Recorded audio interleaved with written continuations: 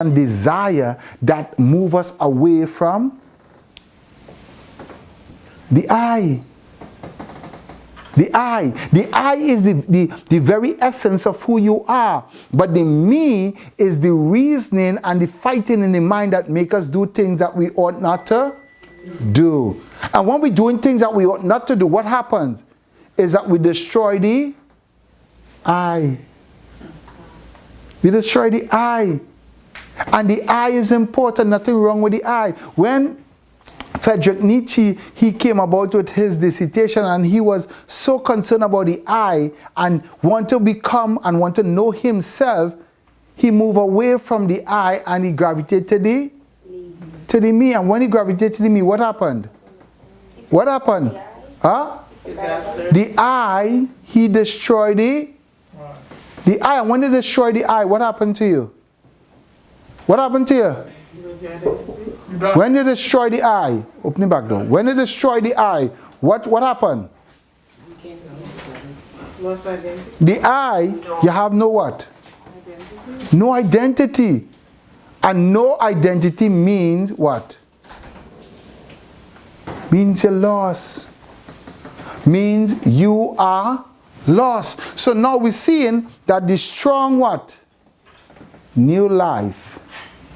New life is doing what? This yod is what? The yod is what we call the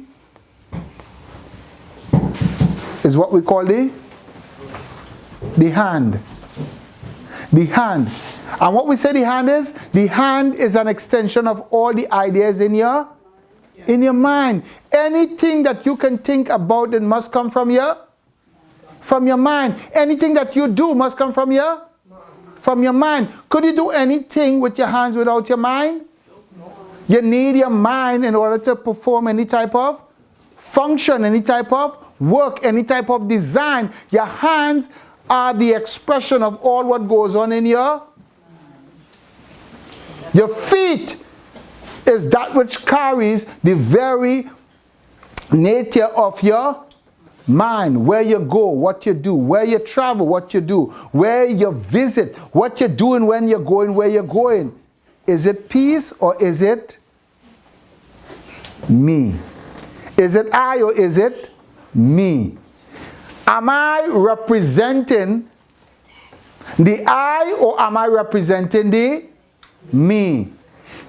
Is this strong fight that is going on within me, is it reflective of the I am or is it reflective of the me? Listen, in John chapter 14 and verse 6, what Yeshua is saying, and if you read John, if you read the whole book of John, you're going to see and from chapter 6, from chapter 7, chapter 8, and chapter 9, and he keep making mention of I am. And we just see that as I am. Good? And most people, we pay it no mind. And then we wouldn't even try to identify I. We live in a culture where we are so me conscious that we forget the I. That we take that same I and we flip it and it becomes so detestable because we have what? iPhones, iPad, iWatch, I this, I that. Everything is about I. And when things become about I, and that is not the real I, it's the what? It's the me.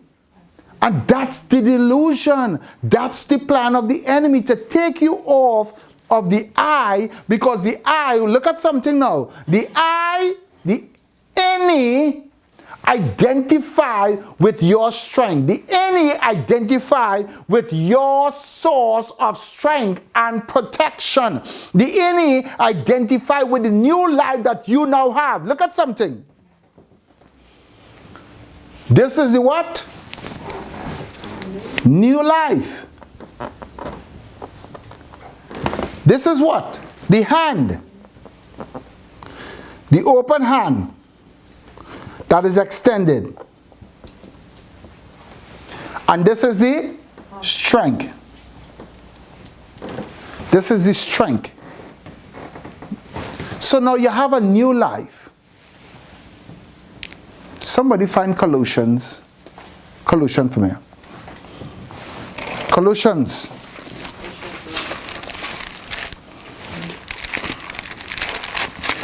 When you read, go make it read. Read Colossians chapter 1. And you're going to see what he says. What he said in Colossians. He said, and this is Paul speaking about who Yeshua is. And who and what he came to do. Hear what he said.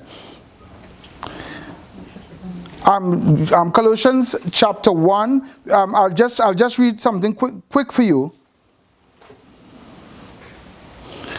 Let me read from, the scriptures are so sweet. All right, let me read from 13. Who are delivered from the power of darkness. Whom had delivered from the power of darkness? Now he's asking a question. Who am delivered from the power of darkness? And had translated us into his what? Kingdom of light. So we see right here, he delivered us from what? The power of darkness. From the power of darkness. What's the power of darkness? Where the power of darkness is? In your mind. In your mind. It's in you. You could also read Jeremiah chapter 17, 9 or 99. One of the two of them. 17:9 or 19:9. When it says now, the heart of man is what? Deceitful and wicked. So now we're seeing that you have a what? That nature that is in you, it's dead when you know who I am. And Jesus Christ is saying, I am. Paul said, follow me as I follow Christ. Paul even make mention of the NA. The NA is saying that what? Something died, that something must live. One die so that the other may live. So we see it in Colossians, right here, the fullness of creation is being fulfilled. Now let's go on. In whom we have redemption through his blood.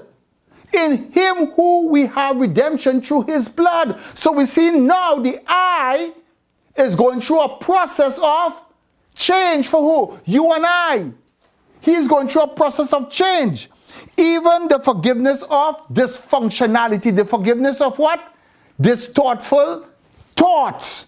Who is the image of the invisible God?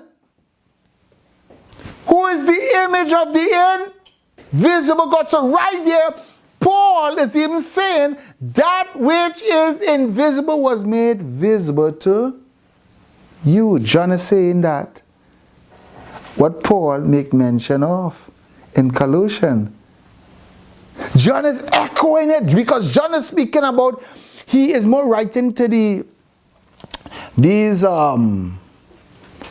not sick at that particular point in time, because it had a lot of not sick ideas where they're just more platonic, where everybody just believes is higher learning and is those who can attain this sort of nirvana of this sort of higher learning, and you got a secret knowledge. So when you come, so John is writing to address this sort of mystical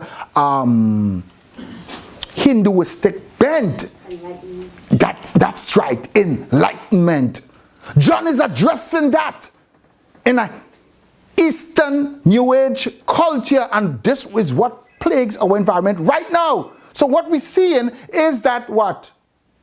We're seeing that the I is what? The I in each and every one of us must what? Die. Live. It must, the me must, and the I must. Where the warfare is? In the mind. In your mind. Romans 12 say. What Romans 12 say? Be ye what?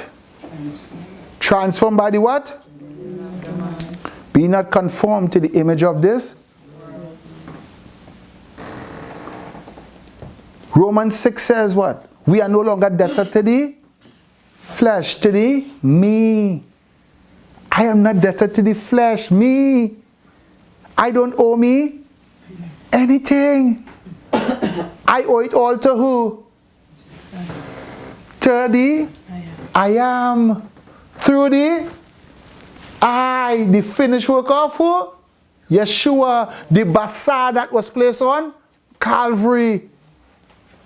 Now, he blinded their eyes so that what? We could come into his what? His presence. And he said, now, Paul said, when you are what? Converted. Go back to them and tell them what? Tell them of the truth. Now, when you go home, you guys could read Colossians and you're going to get the full essence of what is actually going here. Who is the image of the invisible God, the firstborn of every creature. He's the firstborn of every creature. And remember we see in John 1:1, he said what? In the beginning was the Word. In the beginning was the Word. In the beginning is the, in this bet, the bet is what the Torah open with. The Torah open with a bet, not an aleph. Bereshit. And who is the bet? The bet is the Son. The bet is the Son. The bet is the beginning. He is the one that caused all things to become. In the beginning was the what? Word. The Word, the Devar. You see it? Devar. So now look at something. Watch how the language is telling a story. Watch something. And I close by this, so next week we will continue. Watch something. Devar. In the beginning was the? In the beginning was the Word. So the beginning is the bet. What opened all of Scripture and all of creation? The bet. Who is the bet?